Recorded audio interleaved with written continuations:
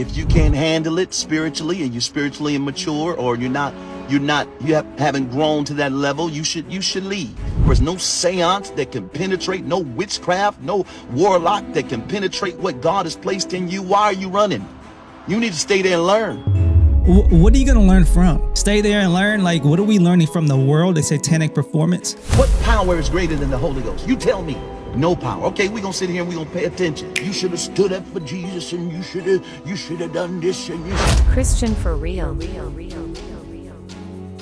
This is how I came to know what Deitrick Haddon is about. And Divine M made a comment. Learn what? But why you want to be in the same arena and environment that you knew the devil was present. Exactly. I'm not even going to go to the Grammys as a believer. Just not going to do it. Just not going to do it. I don't care if they nominate me for an award. Just knowing like what type of spirit is behind that, and knowing like what they promote, what they don't promote. I'm just not going to go to the Grammys or any type of Hollywood celebration or award show, knowing what they stand for. If you can't handle it spiritually and you're spiritually immature, or you haven't grown to that level, you should leave. Right? Or if you're a child and have no control, no defense, you should leave.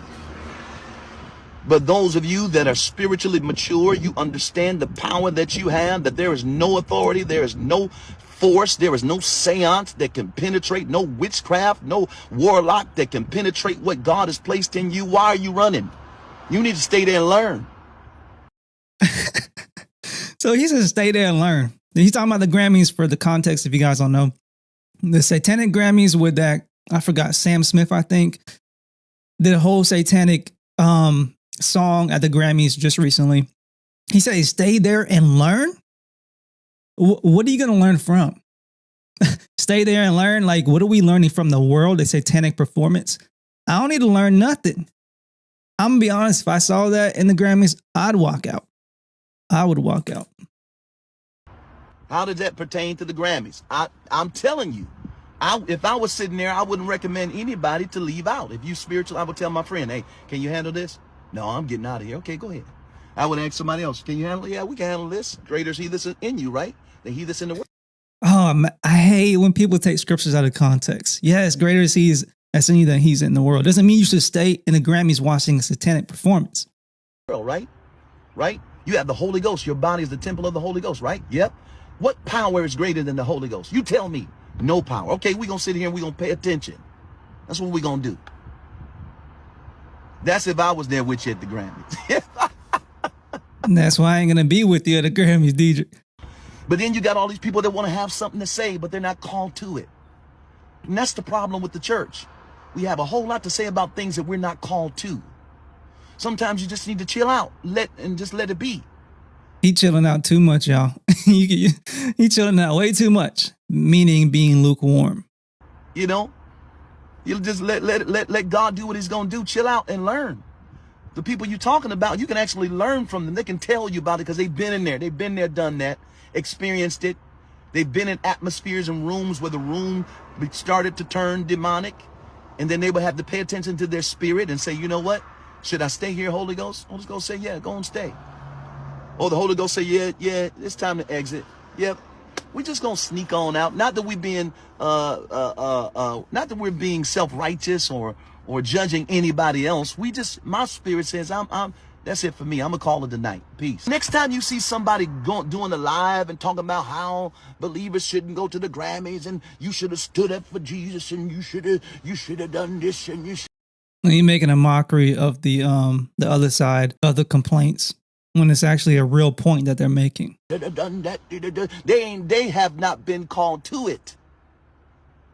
That's like telling Jesus. You mean called to what? To be in Hollywood and be like the world and be a Hollywood lukewarm Christian? God ain't calling any Christian to do that. Nobody should be called to that as a genuine born again believer.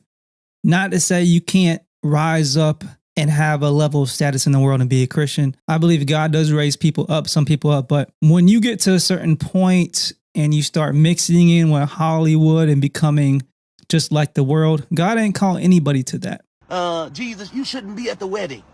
They starting to turn up now. The wedding. He about to take some more scriptures out of context. They getting loose over there. Now you see that over there in that corner, Jesus? You see what they're doing in that corner? You see, he said, well, Jesus, what that got to do with me? I'm being a light in the midst of darkness.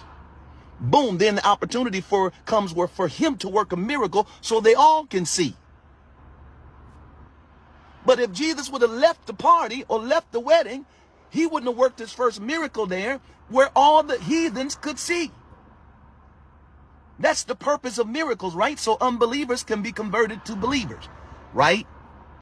No, not right. See, he's comparing the Grammy performance to the wedding that Jesus attended. Straw man. Oh my goodness, because I'm pretty sure that a satanic performance was not happening at the wedding that Jesus was at and did the miracle, turning the water into wine. I'm very sure that's not what happened, y'all. Now, if that was happening, Jesus would have had to react in some type of way.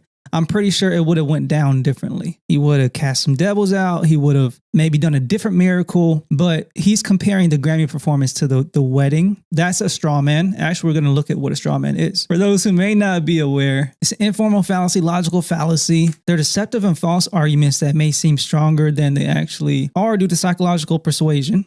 So many people use these, y'all, but are proven wrong with reasoning and further examination. So the straw man fallacy, which is what he was using, and there's different types. I believe he's using the straw man. The fallacy occurs when your opponent oversimplifies and misrepresents your argument, i.e. setting up a straw man.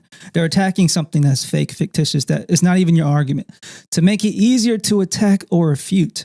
Instead of fully addressing the actual argument, speakers relying on this fallacy present a superficially similar, ultimately not equal version of your real stance, helping them to create the illusion of easily defeating you. See, he's basically saying, well, if you're mad at Christians attending the Grammys and wanting to leave, well, then you should have a problem with Jesus being at the wedding. That's not what I'm saying. That's not what we're saying. It's so dumb. Let's see what another comment says. Sil Secure says, why even watch the Grammys as a believer? Yeah, I mean, it's not something I'm really interested in, right? Especially the satanic stuff.